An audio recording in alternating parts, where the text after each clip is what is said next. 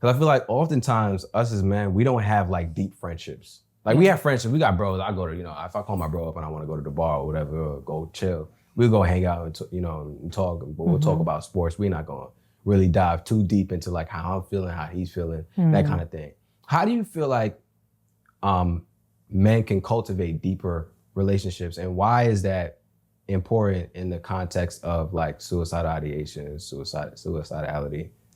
Yeah, well, in regards to suicide, I can't say the word. Well, in regards to suicidality, it's important to have connections. It's important to have community, right? That's when healing happens. And it's hard because men have been taught to, hey, what's up? Let's talk about the game, right? Keep it very surface, because if I talk too deep about my emotions, then I'm simping, or I ain't know, I'm not going there, right?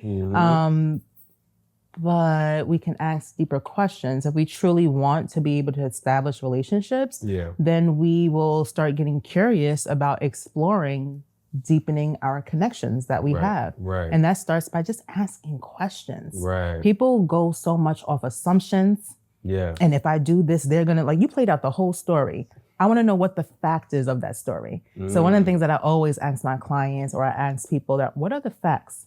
Because we going off, we having emotional responses to a story that we created. It's called assumptions. What are the facts? What's actually going on? And we don't know the facts until we ask questions, until we just see what's actually happening. And then we can come to a solution, or we can come to theory, understanding from actually doing the thing, exploring more.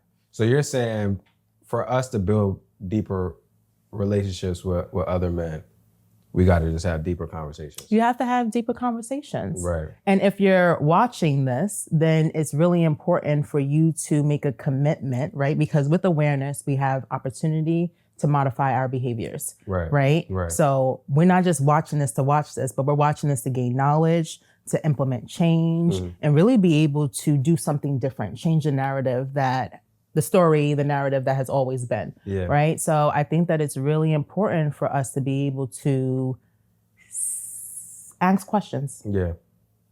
Ask questions that cultivate conversation. No, I like that a lot. I like that a lot because I have like multiple friend groups, and I think there's really one or two friend groups that I can go to and like I can really like have deep conversations with. The rest are like really surface level, and it's not that I don't want it to be deeper. It's just that there's just certain blockages there.